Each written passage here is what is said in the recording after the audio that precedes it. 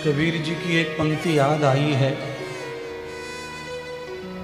उस पंक्ति को सुनाकर आज का पावन व्याख्यान प्रारंभ करते हैं।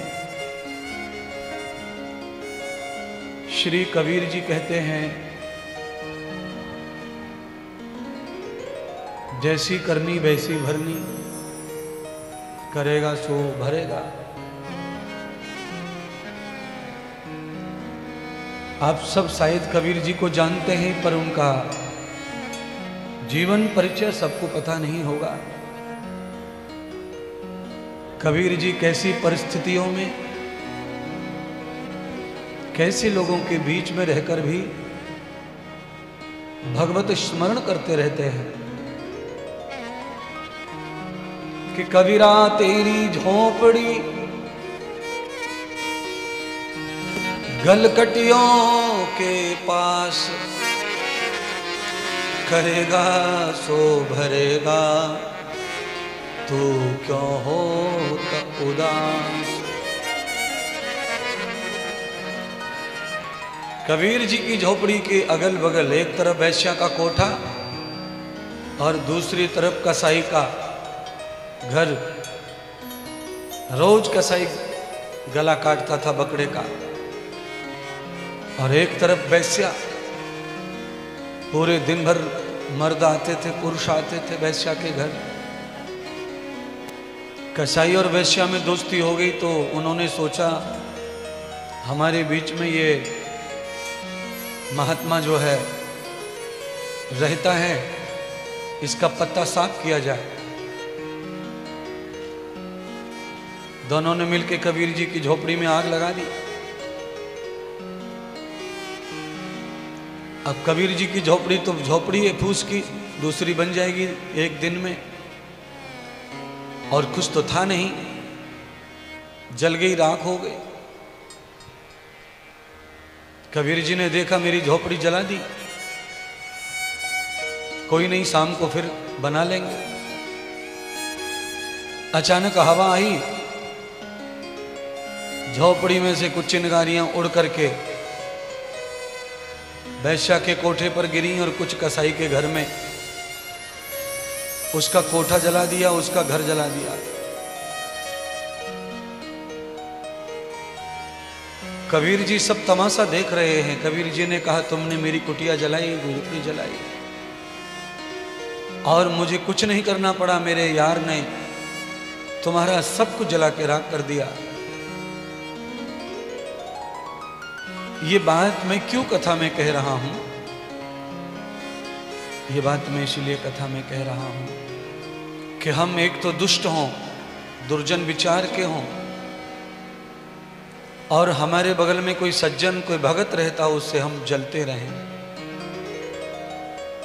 तो भगत और सज्जन का तो कुछ इसलिए नहीं बिगड़ेगा क्योंकि उस तो परमात्मा का हो चुका है।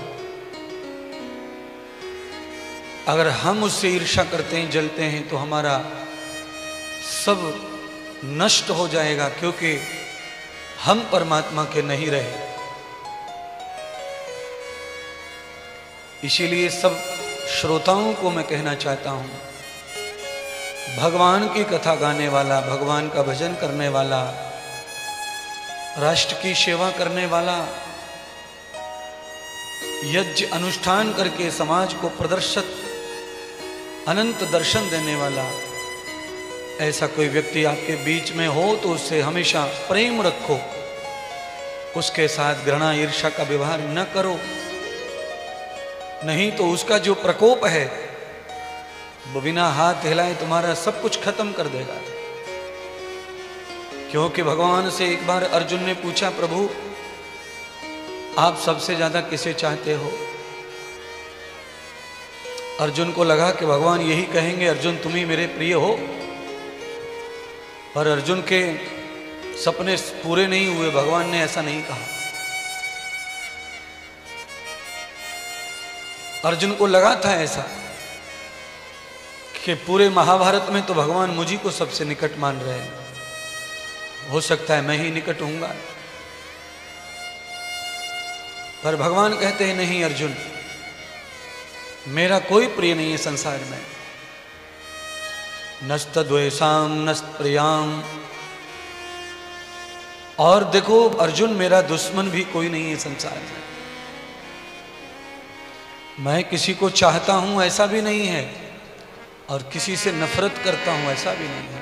फिर भी कोई तो होगा जिसे आप चाहते होंगे। तो भगवान गीता में कहते हैं, ये भजन तमाम भक्त्वा तेन ते सुचापि अहम। मैं उसी भक्त को चाहता हूं जो भक्त मुझे निरंतर भज रहा है। या भजन्ति तमाम भक्त्वाम। निरंतर भजने का अर्थ क्या है? निरंतर भजने का अर्थ हरे कृष्ण हरे कृष्ण हरे कृष्ण कृष्ण कृष्ण हरे हरे, ये नहीं है। निरंतर भजने का अर्थ क्या है? तो भगवान कृष्ण कह रहे हैं, तावतम कृत्वान भजन्त युक्ताम। जो मेरे नहीं होने पर भी जो मेरी आज्ञा का पालन करता है, मेरे वचन को पालने वाला जो व्यक्ति है वही मेरा परम भक्त है। जो मेरा नाम स्मरण कर रहा है वह मेरा परम भक्त नहीं है। जो मेरे वचन का पालन कर रहा है, जो मेरे बताए हुए धर्म को पालन कर रहा है, वह मेरा भक्त है, वही मेरा प्रिय, वही मेरा पसंद है।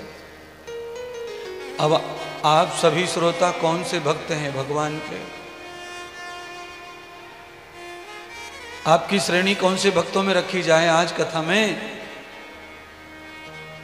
तो भगवान जो कह रहे हैं कि रामा रामा श्यामा श्यामा करने वाले जो भक्त हैं, वह मेरे प्रिय भक्त नहीं है। वो भक्त तो है, मंत्र जाप करने का, नाम स्मरण का फल तो उन्हें मिलेगा, पर वो मेरे प्रिय भक्त नहीं है। प्रिय भक्त कौन से हैं? तो वो जो मेरा नाम भी नहीं जपते पर मेरी आचरण का पालन करते हैं, मेरे वचनों का पालन करते हैं, वो मेरे प्रिय भक्त हैं। इसीलिए मैं आप सबको समझाना चाहता हूं प्यारे बंधु और बहनों, कि भगवान जहां भी हैं रहने दो। भगवान के वचन का पालन करना ही हमारा कर्तव्य है। सामने तो बॉस की सब सुनते हैं, पर बॉस ऑफिस में ना हो तब ऑफिस का काम ईमानदारी से करे, वो वफादार।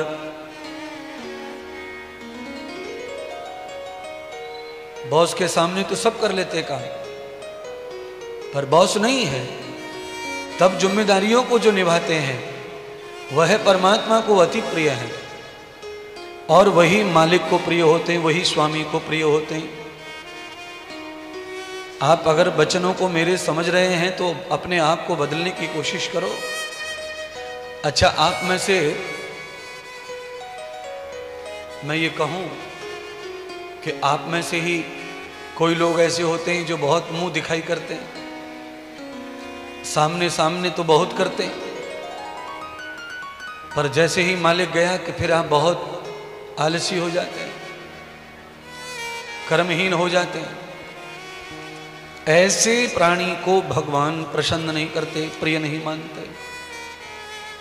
न द्वेषाम न प्रियाम। भगवान का अनमोल वचन गीता में भगवान ने कहा, जो करेगा सो भरेगा, तू क्यों होत उदास। ए कबीर, तुझे चिंता करने की जरूरत नहीं है, क्योंकि तेरा जन्म जब हुआ था तब तेरे पास में घर नहीं था। उस समय तो तू चौड़े में पैदा हुआ मां के गर्भ से, और जब तू दुनिया से जाएगा उस समय भी तेरा घर नहीं रहेगा, चौड़े में ही लोग जलाएंगे तुझको।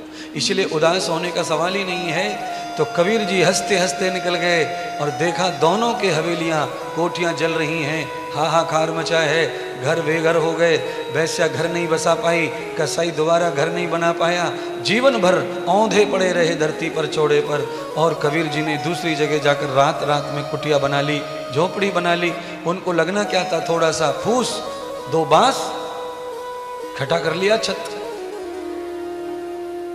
ऐसे मस्तराम होते हैं भगवान के भजन करने वाले। इन मस्तरामों की टोली में आपका भी नाम आ जाए, आप भी ऐसे भक्त हो जाएं। एक बहुत ही सुंदर पंक्ति महात्मा लोग हमें समझाने के लिए लिखते हैं, जैसी परिस्थिति हो वैसे ही जीवन को चयन करना चाहिए। परिस्थिति के अनुसार जीवन को बदल लेना चाहिए। काल जैसा हो वैसा वातावरण बना लेना चाहिए।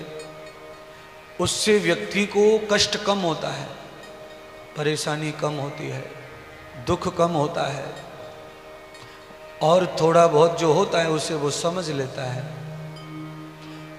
और आगे की तरफ बढ़ जाता है, सफल हो जाता है।